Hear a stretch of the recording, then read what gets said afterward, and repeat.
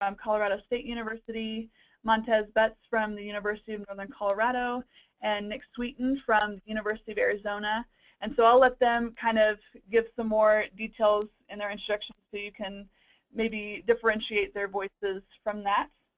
And then with that, we will go ahead. Here's the topics we have for today.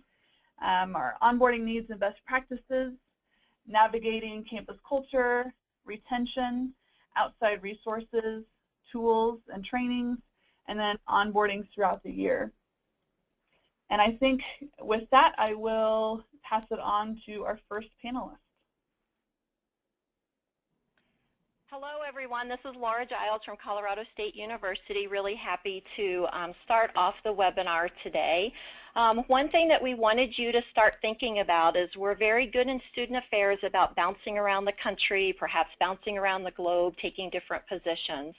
So when you think about that relocation, what sort of risks are you taking, are your future staff members taking by choosing that relocation? What kind of anxiety comes up for you, maybe fears that come up for you, maybe some excitement? So if you could take some time throughout these upcoming slides and enter into the chat box what some of those anxieties are or what some of those risks are, that would be fantastic, and we will certainly come back and refer to those. I know I myself have relocated, I think, about 5 different times during my career, so I can certainly think about that anxiety very distinctly.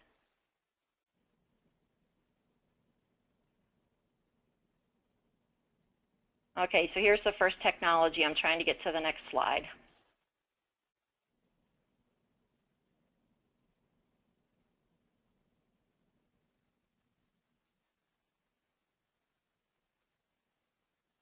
Okay, so sorry about that lapse. I'm probably the worst one with technology of our panelists. So when we start off and think about onboarding needs or training needs for our staff members, we like to refer to Maslow's hierarchy a lot in our field of housing. And so certainly I think Maslow's hierarchy really applies to onboarding needs. When you think about the needs of somebody, their basic needs throughout their life, and especially when you think about their needs coming into training or into a new position, you think about their basic bottom line needs of security and belonging and safety, and then certainly building into esteem and self-actualization or the growth. So you think about, if you parallel what Maslow's hierarchy of needs are along with what the needs are for a new staff member, I think it fits rather nicely that when you talk about those basic needs when they first come into the office, where are things located? Where's the copier? Where's the coffee? Who are the people? What is my kind of sphere of influence or my focus? What is my center or my core? And then you think about moving into safety. What are the health and safety? What are the policies and procedures? What are kind of the operating principles of that organization so that you can feel that sense of safety with others that you're working with? Is it a place where there's humor? Is there a place where there's sarcasm? Are we serious during the day? How do we dress? You know, some of those things that you want to make sure you're doing it right. And if you saw my hands, you kind of have air quotes, you know, you're doing it right as a new staff member. And then certainly you're moving into that sense of belonging. What are those unwritten rules in the organization? Who's who? And Nick will touch upon that in a little bit more depth as he goes through his slides. And certainly then, as you build into that esteem, what are the expectations? What's rewarded? What is not rewarded? Maybe who's the person in the organization that you don't use humor with, and who's the person that you do use humor with? You know, again, kind of combining that unwritten rules with those expectations, and how do you have that sense of belonging? Then certainly, I want to say last but never least is that growth, that once you've got a sense of security, you have a sense of belonging, then you can really help that new staff member start to move into future career aspirations or professional development. So how do they start to thrive within that organization? How do they start to have their own sense of place where they can expand in terms of future knowledge. And again, Nick will touch upon this when he talks about navigating the campus culture. But I think if you think about Maslow's hierarchy, I think it gives you a real baseline to really start thinking about onboarding, not just in the first day that somebody is there in the job, but really talking about the first year as they embark upon their new adventure. And with that, I'm going to turn it over to Nick to start the next part. Great, thank you. I just clicked the slide. That's all I got to do to forward it, right? I found little buttons at the bottom. Yeah, they're not showing up on my screen. Let me try arrow. There we go. Okay, so this is Nick Sweeton. I'm the Director of Residential Education at the University of Arizona, and I'm, like Laura, I'm also very happy to be here with all of you today. So the first thing I want to talk about is navigating campus culture. And you know, I think that when you're new to an organization, it takes about a year to learn your job and about 3 years to master it.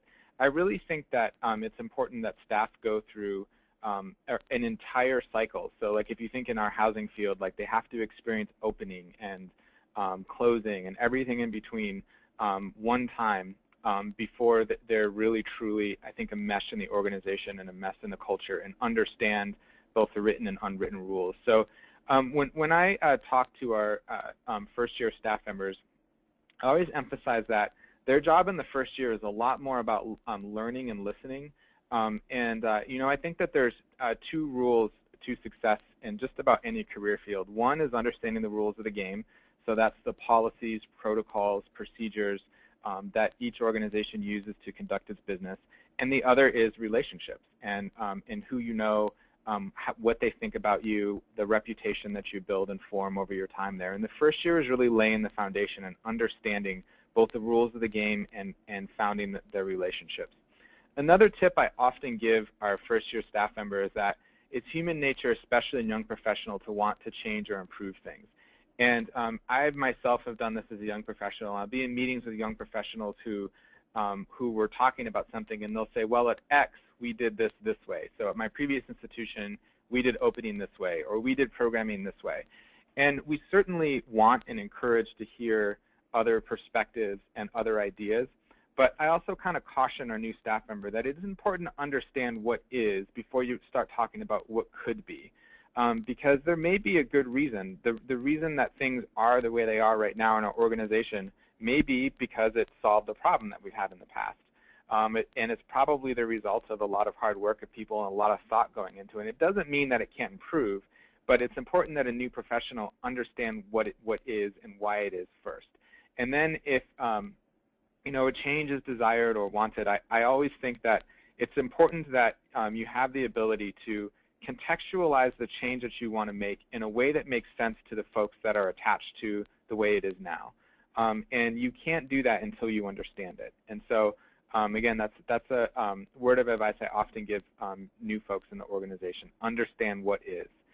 And then another tip for navigating campus culture that I've developed throughout the course of my career is when I'm meeting with somebody for the first time, I do my homework. And for example, when I first got here to the University of Arizona and I met with the police chief for the first time, I Googled him. I wanted to know, like, what is his experience? Has he worked in other police departments? Has he worked solely at campus police departments? And I also looked at every page of the University of Arizona's police department's website, so that I could, written right on their website is their culture and values. And I also talked to other staff members who frequently interact with our police department. And so I had a good understanding of the natural ways that we kind of work together, and I had a foundation from which to ask good questions and to build a positive relationship. And I also think it's important, again, like if you understand another person or their organization, you're able to contextualize your ideas and your vision for working together in a way that makes sense to the campus partner. And a last sort of good first-year tip is working to understand the power structure. The org chart is obvious. It's pretty obvious when you go in an organization who's your boss, who's their boss. That piece is pretty easy to understand. But personal power, personality power is also important to understand as well. there are always people that have, regardless of position level, that have a high level or low level of personality or personal power. And it's important to understand who those people are. A group of staff that I have found to be key throughout the course of my career is actually administrative assistants. And particularly for high-level staff, and it is a high-level staff, so they have an administrative assistant, but they're probably the person that high-level staff members interact with the most frequently throughout the day. Their opinion of you can be really important.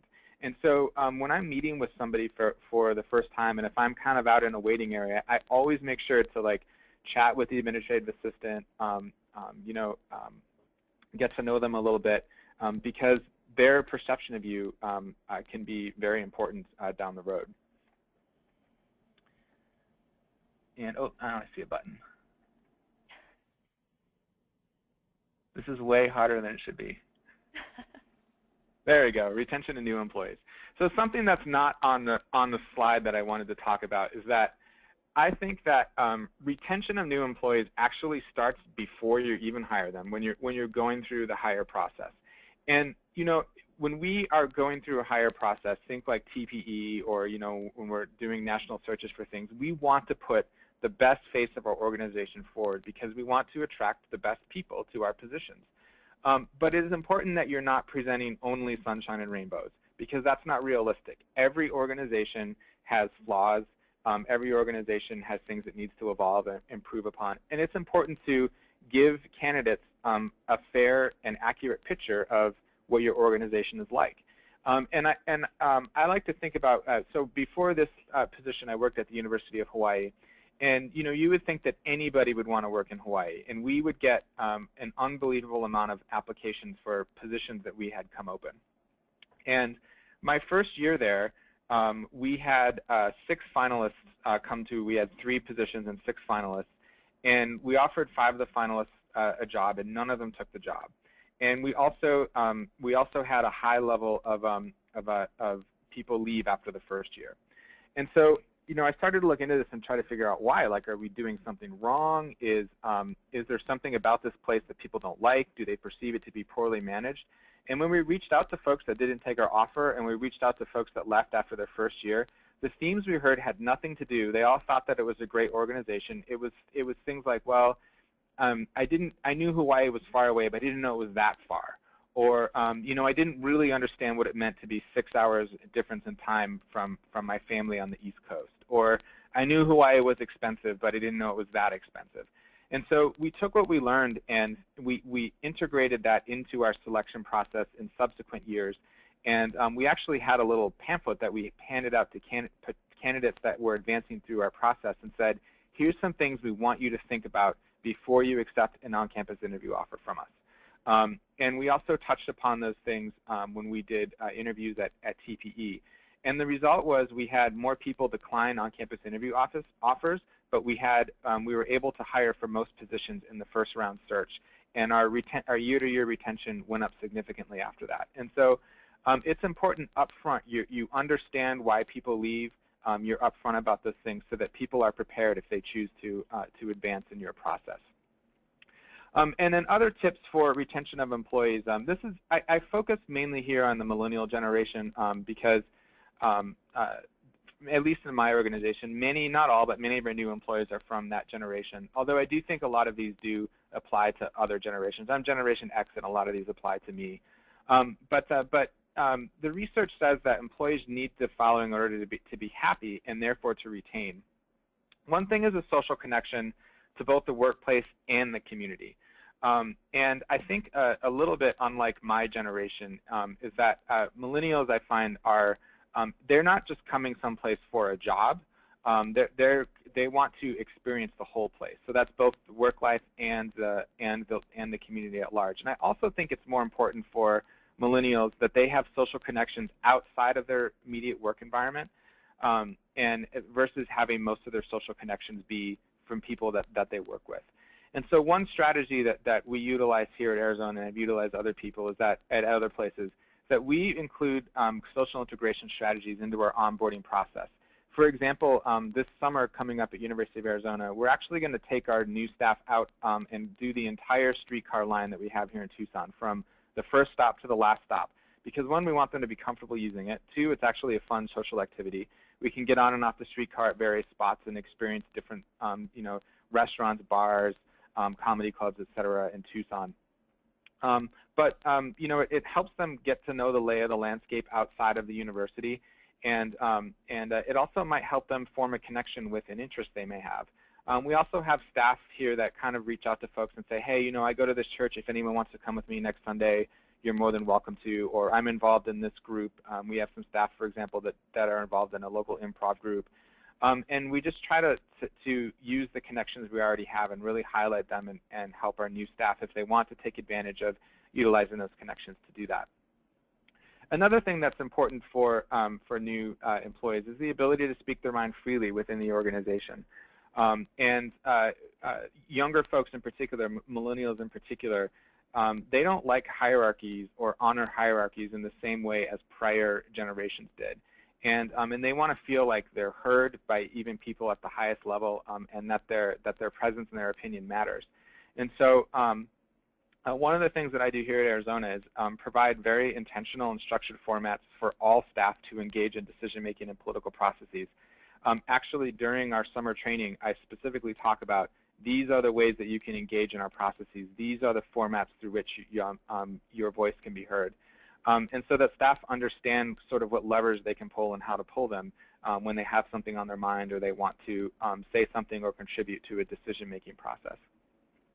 Another component of retention is that it's important for staff to feel that there's fairness and equitability in terms of how people are treated.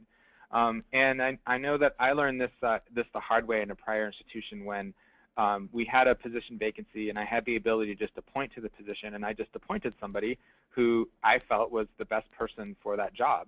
And I kind of paid a political price on the back end because even though a lot of staff agreed that that particular person was probably the best pick for that job, they still wanted there to be a process in place and wanted anybody who wanted that job to have a chance to get it. And I definitely see that play out in the millennial generation in particular, where that feeling of having everything be fair and equitable is very strong. And so accordingly, we design our processes now. I design our processes now to make sure that if we have a vacancy, even if we know we want somebody internal and we know who it is, we consider everybody. And we have a process in place. And we really do sometimes, if we have someone in mind but we have a process, we really do hire somebody else if the process identified them as the best candidate. Another thing important to younger professionals in particular that's definitely different than my generation is the level of connection that they want with senior management. When I was a like community director, residence director type, I was in a pretty small organization, and the director of the whole organization was only 2 layers above me, and I rarely ever saw that person. Nor did I particularly desire a connection with them. I saw them once a month at the all-department meeting, and it just wasn't important to me as my young career unfolded to have a strong connection personally, particularly a personal connection with that person. That's definitely different with the millennial generation, and they crave having those both personal and professional connection. And so, again, accordingly, I've adjusted my strategies, and I provide very specific structured opportunities for all levels of staff to engage with me. One of the things I do, for example, is I do an annual one-on-one with every graduate level and above person in my department every year. And that's just a structured way that I reach out to them and I say, hey, let's chat, and we can go to lunch or go on a walk or something like that. But I provide everybody access, and I've actually really enjoyed that process of getting to know people on a more personal level that I didn't personally have when I was a younger professional. And then another thing that is particularly important to millennial generation is the possibilities for advancement. I mean, I can only refer back to myself, but when I was a young professional, like, I just wanted to take every step as it came, and when I was ready to move up, that's when I thought about moving up. And I think nowadays a lot of young professionals come in and their eye is already on what's next in a different way, in a different level than it was for my generation. And so knowing that there's possibilities for advancement, not necessarily just in the department, but perhaps at the institution as well, is important. And some strategies to attend to that are, one, of course, to widely advertise vacancies you become aware of in your department or your institution, but also connecting components of the job they're doing, like professional development sessions, to their future career path. And so, for example, here at Arizona, we have a pretty robust professional development plan. And sometimes we do professional development to things that staff can't necessarily go back and apply to their day-to-day job. This year, for example, we had a session where we learned about the international student population on campus and how they're recruited, what strategies are in place to help with their social and academic integration. Most of my staff doesn't work with international students, and so for them, they may have felt like, you know, hey, I appreciate the professional development, but I don't work with international students. And so I always help connect what we're doing to the big picture, and you know, point out things like, you may not work with international students now, but you might in the future. And even if you don't in the future, the end result of professional development is a cumulative effect. And so at the end of our professional development curriculum, you will have a greater understanding of how an institution functions. You'll have a greater understanding of how different facets of the institution sort of integrate, work together. And that in and of itself is going to help you, even if you never work directly with international students. And so again, just connecting everything we're doing to the future and to their career path and their potential advancement. And now I will hand it over to the next person as I look for the arrow at the bottom of the screen. There you go. Sounds good. Thanks, Nick. This is Barb Remsburg, and I'm the Director of Housing and Residential Education here at the University of Utah. And I'm going to talk a little bit about some resources and tools that might be tangential to a core onboarding program that might be in place at your institution. So, of course, one of our resources is a QOI, and so cracking open the core competencies that were put out by a QOI a couple of years ago is a great place to start in having a conversation with an individual, whether that's you having it as a new employee with your supervisor and kind of managing up, or that you might engage it with staff that you supervise as they come to your campus. Because in looking at the core competencies, for a new staff member, you might remember pieces of their resume as they went through the process, but actually having them assess themselves as to where they're at within the breadth of all the opportunities that align themselves within our profession gives you another framework for what they perceive to be their background, their experiences, and helps you to have a conversation about their goals. What is it that they're looking at? What are they wanting to do? And so I would say that the core competencies are a great tool. And a QOI and NASPA also have a core set of competencies in general for student affairs that could be looked at. The QOI standards and ethical principles, here we started with new staff that are now coming in, starting to engage with them in regards to the ethical principles around the work that we do. Particularly if we think about individuals within a department that are really, that may come outside of what might be perceived as a traditional path up through residence life. There are many individuals that work within a department that do not have a residence life background. And so kind of reframing that and understanding that colleagues that you may work with, and they may work with you, helping to engage in what are some of the principles in the core to create a core baseline of understanding. So those are available on the QOI website, as well as the standards help new individuals, if they're coming in, like we recently hired a new occupancy associate director, and he had experiences in a variety of areas, had some occupancy experience, but the COI standards kind of lay out within all of the realm of that functionality. What are some of the practices that that are good practices, right? So highly recommend that be part of someone's onboarding experience. Let's see, Strengths Finder. Some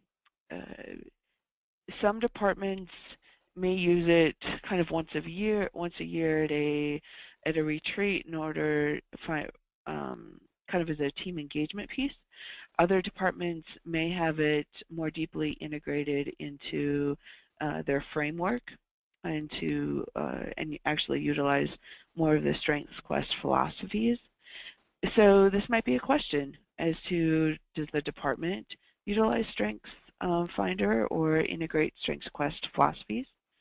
Because knowing someone's strengths is an insight. It's like a little window into that person. And we know that knowing someone's strengths and working from a strengths-based philosophy, that those individuals primarily also, if you connect that with millennials who are seeking to make an impact, knowing what their strengths are can help them not only do their job, but extend beyond that job. And that's where you get, that's the frosting, that's whatever you want to topping you want to put on your sundae. Those are the pieces that create investment and engagement when they feel really congruent and they're utilizing their strengths, not only in the core pieces of their job, but in those additional items that they feel they're adding to the framework for the institution. And engaged and invested staff look forward to going to work. They tell their friends they like your organization, which helps tremendously actually with recruitment and retention. And they have a more positive, kind of creative framework for their work. So I think we all know kind of when we're working with the grain versus against the grain, and strengths can be one of those assets to help work with the grain. Let's see, emergency preparedness. I know that some other folks who may live or work in areas where you have to be prepared for emergencies. It's part of the framework of a department. There are numerous online, ICS stands for Incident Command. So there are various modules online that can help get individuals up to speed on what emergency preparedness is and kind of broaden their scope in that arena. And then you have webinars such as the one we're doing today. So if you're, let's see, I saw Boise State's got 6 people in the room, Christina plus 5 other folks. My hope would be that you would either be nodding or talking about some things that you might hear today on the webinar. And if there's a new person in the room, that's a great opportunity to say, okay, so how do we do this here? And that gives you an insight into what Nick talked about in regards to campus culture and power and also assessing the environment. So you have a baseline learning, which is this webinar, and then you talk about, so how do we do that here? What's important? What do we want to make sure that all of our staff know or learn as they are coming into our institution, and prior to that as we recruit them? And of course there's a COI webinars. There's, if you are interested in expanding outside of the realm of residential education or housing, you can line up with APA, provides some webinars. Most institutions are probably members of APA, although you may not be. You can connect up with them and get access to those webinars as well. There's a ton of resources out there. So moving on. There's also books, right? Articles. I just threw up a couple. that are really quick reads, but kind of get your juices flowing as to what does landing at a new institution look like, and if you are onboarding someone else, that you might offer them one of these books or point them in that direction. Also, some departments or divisions or institutions have a common book read, and knowing what that is and remembering to connect that with your new staff, so that if you all read this really awesome book and you had your common conversation, let's say in September, and a new person comes on board in November, and you're still talking about kind of pulling some threads from that book into your practices, don't leave them out. So making sure that they're on board with kind of what's going on and helping to kind of talk or go along with you. I'm going to take an alternate route for a little bit. So who's going to onboard me? Taking a look at if you are at a small college institution or a small program. Sometimes there isn't anyone there to onboard you. So the first place I'd encourage you to look at, well, let me give you a quick example. I started at a small institution. I walked into, and I was the only housing person. And I walked in, and at that time, we utilized pagers. I'm old. But at that time, I walked into the housing office, which was my office, and there on the table was the on-call pager. So really there wasn't a transfer. It was, here you go. And so you may have to jump right in. Some of your resources are those search committee members, because whoever chose you is probably going to be the individuals that are invested in your success, because they probably have been helping out while the other person was away in the transition. So I encourage you to read everything you can get your hands on, because you have to build your framework, that fabric and web of understanding. That's your housing contract, student leader agreements, everything you see on the screen. Annual reports, the campus security and safety report, while they are not always the most lively reads, they give you really great insight into systems, how things work, and kind of what's going on the campus. Of course, your police logs, fire logs, what's kind of conduct-wise going on your campus. Jumping in might mean that you are responsible for room assignments. So those are pieces when you think about small school and or small program and you're rolling right in. It may mean a big table and matching up some folks, or utilizing an Excel spreadsheet for that. Do you have any responsibility for conferences? And do you have any conferences coming in that you got to be aware of? Is your website up to date? And how do you make changes to it?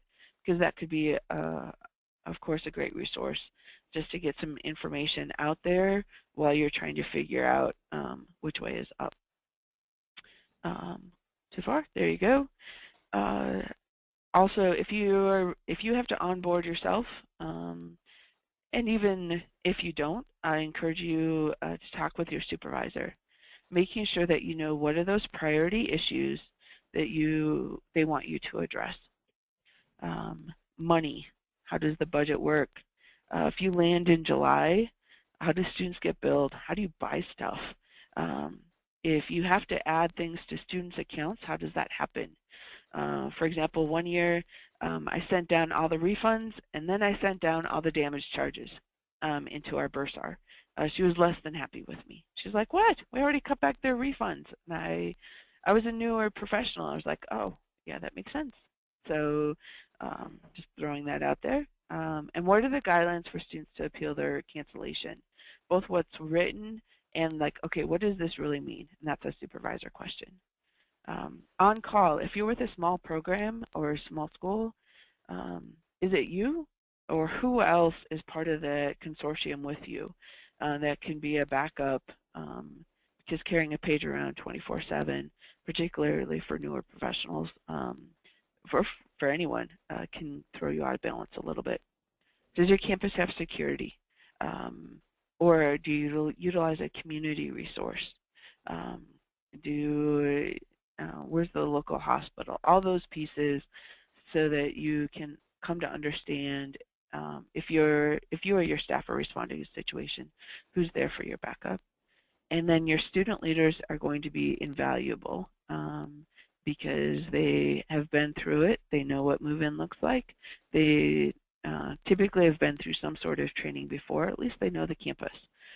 So I'd encourage you to utilize those resources when we think about either having to onboard yourself, which may be more likely at a smaller program.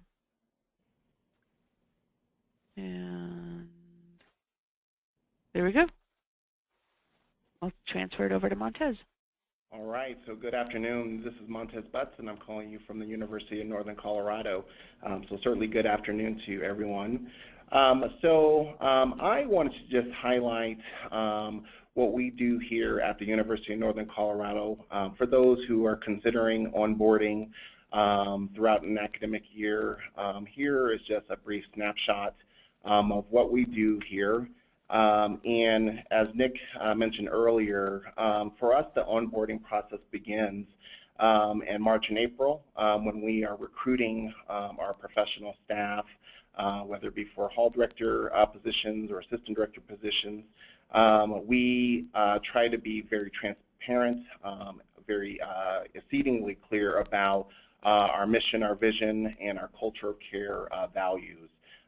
We seek out folks who are congruent and who have a passion for connecting and relating to students who can articulate that and who have candidates who have experiences with that. So for us, that's where the onboarding process begins, so we try to be very clear about that. For us, early July, certainly as Laura talked about, kind of Maslow's hierarchy of needs for the professional work environment. For us, that welcome, the first week in July, is really important to ensure that our staff have their apartment set, their offices are welcoming and greeting. We're connecting them to the players, our central office staff, our colleagues in housing services. We just want to make sure they know who the players are. We want them to feel comfortable that they can connect to and approach various staff members with questions as they start to get settled into their new work environment. We also try to do things like we partner with our Greeley Visitors Bureau to provide our staff members with welcome packets of things to be considering in the Greeley, Northern Colorado area. We provide, based on our knowledge of our incoming employees, you know, if they enjoy hiking or biking, canoeing or fishing or just the performing arts, we want to make sure that we provide them with some material so that as they're adjusting, you know, through to campus, we want to make sure that they have things to do and they feel comfortable, and their peers are encouraging them to participate in activities off campus, just so that they have that strong social integration to campus. For the bulk of July, for about 2.5 weeks, we go through all of our training efforts for our new staff. That basically is where we want to ensure that they're making connections with critical resources on campus, such as PD, Counseling Center, the Dean of Students Office. We go into depth around just policies and procedures, how to navigate campus, campus culture, departmental culture. And we certainly go into skill development, so around supervision, advising, human resources procedures, and occupancy, all that good stuff. During that time, like most institutions, we connect people to hall director buddies. I think we get a lot of positive reviews, certainly as the new employee along with their supervisor are trying to figure out how things work, certainly with each other.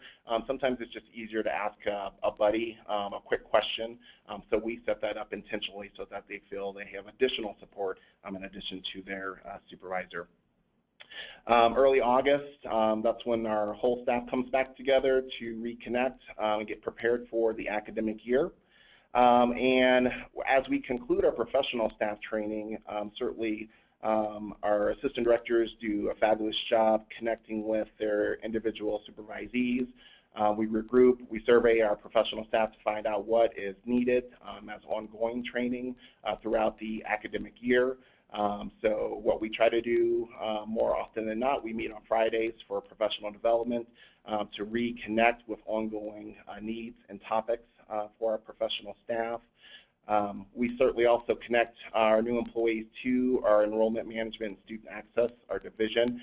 They also have a half-day onboarding session. It's critically important that our new staff know not only where they fit in our department, but also in the larger community. So we certainly support those pieces. Also with our assistant directors, we utilize, mentioned earlier, so ACPA, NASPA, professional competencies, so in terms of their planning process and coaching and evaluation as an ongoing tool. And one of the things that, and not only once a year, one of the things I want to do as a director is just an annual check-in, I think similar to what Nick mentioned, just to see how things are going. You know, we spend a lot of effort, time recruiting folks, and I want to ensure that we're being congruent with what we told folks they should be expecting and what's actually happening. So we will be doing that here certainly towards the end of this month in early June, but just something that's an ongoing practice. So I think I'm going to turn it over here to. Great. So thank you, Montez. This is Laura again. So I think I'm the bookends, really, of the webinar today. So really, I'm not going to spend a lot of time going through best practices because really our panelists went through many of these in details. So when you think about best practices with your onboarding, it's really about connecting theory to practice. We talked about Maslow's hierarchy. And the other theory that I often refer to with onboarding is transition theory. How are folks doing during particular cycles? Are they in the honeymoon stage? Are they in the stage of, I want to run away and I'm not so sure about this place? Or are they in the stage of, this place has meaning for me and here's how I can be successful here? So how are we matching that onboarding process with all of those stages of theory along the way? How are we building connections with individuals, doing that in a variety of ways as mentioned on the slide? Montez just talked about kind of that PAL program or a mentoring program, whatever you want to call it at your institution. How are you building in reflection and taking that concerted time with staff? Often at CSU, we meet with staff more frequently when they first start, and I even do that with the assistant directors. I want to meet with them on a weekly basis because that's how quickly the questions are coming, and just checking in with how are they doing and what are the questions they don't want to ask during meetings, but they know that they need the information to those questions to be able to move forward. Montez really just talked about a year-long cycle for onboarding. I think sometimes in residence life we like to shove as much information as we can at folks right away because we feel like they need to know everything. But if we're sitting there in August talking about May closing or we're talking about fall semester closing, will the staff really retain that knowledge because they're not going to use it for a little while? So how are we staggering the topics that we're talking about? We've talked a lot about the meet and greet. Who do we meet inside our organizations and who do we meet outside of our organizations so that staff can be successful?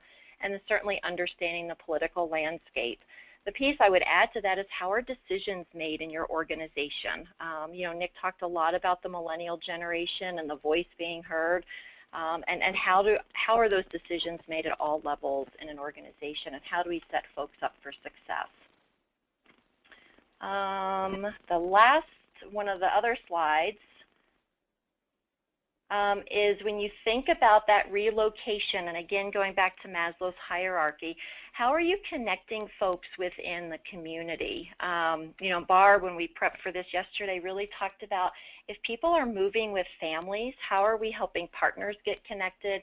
How are we helping people with children get connected? Maybe they're coming with a pet and their pets need to meet other folks or other pets. but how are we helping to build that? Because as you think about any theory that we work with, if people feel more connected, they're more likely to succeed and stay in the organization.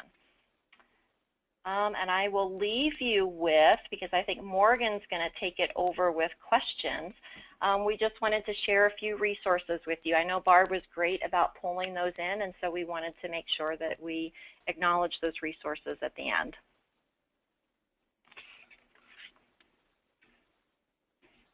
So I don't know if Morgan is now taking it over with questions. But I think you're welcome to type in questions during the little chat box. And I think as you're typing in some questions, you know, I'll go ahead and just leave you with a tip, and I'll turn it over to the panelists to leave with other tips as well. Anytime I think about onboarding, I go back to what it felt like for my first day on the job, walking into a strange building, seeing what felt like strange people, trying to understand the organizational culture, and I think for our field, trying to understand the lingo of acronyms. So those are often things that I think about as I bring new staff members into the organization, is really thinking about what was it like for me, because as you're part of an organization for multiple years, it's really easy to forget what it's like to be new. Yes, thank you, Laura. To go, as we enter our last 5 minutes, go ahead and enter those questions, and I'll put those into the chat box. And yeah, Montez, continue sharing those last final insights with all of us. Yeah, so I think one tip that I would have is we also partner with our new student orientation program, and one of the things I think we've gotten positive feedback on is having our hall directors in particular attend the parent side of new student orientation, which is 2 days.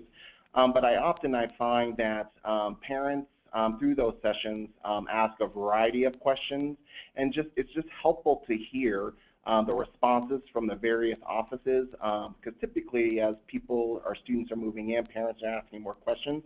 So it's nice, I think, from a new employee perspective, to just kind of hear that. They don't have an active role, they just are participating and listening to some of the questions. So I would encourage maybe partnering with your new student orientation program. So this is Barb, and I see one of the questions has come through in regards to recommendations for onboarding mid-year hires.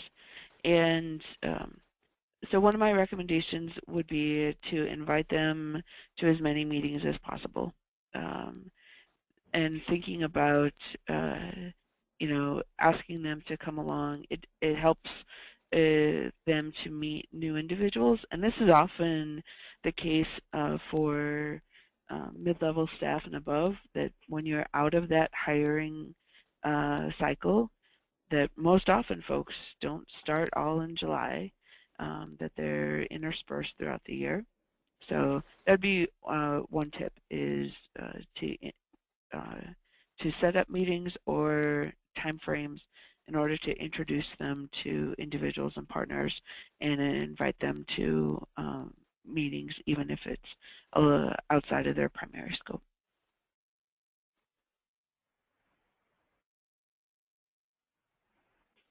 Yeah, this is Nick. A strategy that I've used in the past for mid-year hires is, I mean, I think, of course, mid-year is particularly challenging to come in because there isn't as much time or structure to help them with their particularly social integration. And so, so we're not able to provide that at the same level. So to compensate, provide more one-on-one time. So, you know, kind of assign them a mentee or like a staff member that's been here a while as like a mentor figure, and then have that person check in with them very regularly, particularly throughout the first couple weeks, to make up for the lack of structure that we're able to provide in the mid-year. Mm-hmm. Well, as you all continue entering those questions, just some last-minute logistical pieces. If you haven't had a chance to enter your school and your name and how many people, go ahead and do that. But we just really appreciate you participating in our webinar today. And again, this will be sent via email preceding this webinar. And we have recorded this, so if you want to have a link to that, just let me know and we can make that happen. Some of the upcoming events, if you really enjoyed this webinar, we have other ones throughout the summer, so be looking for a diversity and social justice webinar in June, as well as an entry-level focused webinar in July. But any last-minute questions for our wonderful panelists today? Morgan, this is Laura. It seems like there's a question about if we had to pick one book to give to new employees, what book would we recommend? Definitely. Yeah, and the book that I was thinking of, and we actually use it with our graduate students in our SAHI capstone class, and that is the book Job 1. It's now a 2.0 version, and it's individual stories of new professionals in the field who talk about being part of a community college or a private institution or public institution, or they went from a housing program to an orientation program or vice versa. And that book has really resonated with our graduate staff members who are about to embark upon their field. And I think about the value of reading those stories as you're starting that first year on the job, because it says that you're not the only one experiencing that transition, that you don't feel like you're alone out there. And so I think those are some great individual stories and reads that will help staff members connect.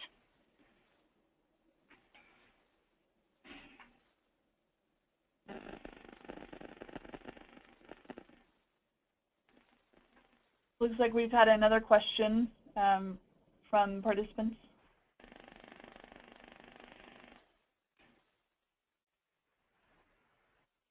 What recommendations would you have for onboarding employees of color at predominantly white institutions? So this is Nick.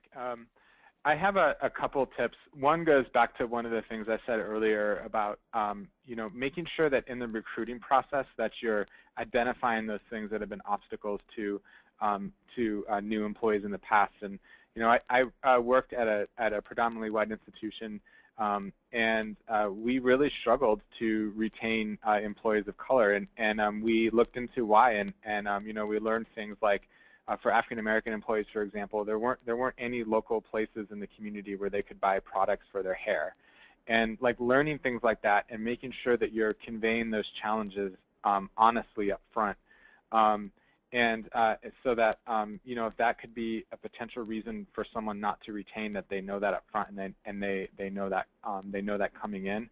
So again, identifying those challenges up front. But I think a lot of the rest of it is a lot about the same strategies we use in social integrations to connect people to the community, like, for example, like a church or an improv club here in Tucson or things like that, is that for new employees of color, like helping them connect with other staff of color or other people in the community of color, and one, hearing from them about what their experience in the community is like, and learning about opportunities to get involved through that means. Mm-hmm. I think this is Barb. Just one additional piece to what Nick said would be also so not only within the community but on campus. As to where who are individuals that could be supports, and also recognizing that experiences may differ, so individuals may, I wouldn't assume anything but offer everything. Mm-hmm. Well, thank you so much, Barb and Nick and Montez and Laura. It's been a pleasure getting to speak with you and hear your expertise and great knowledge.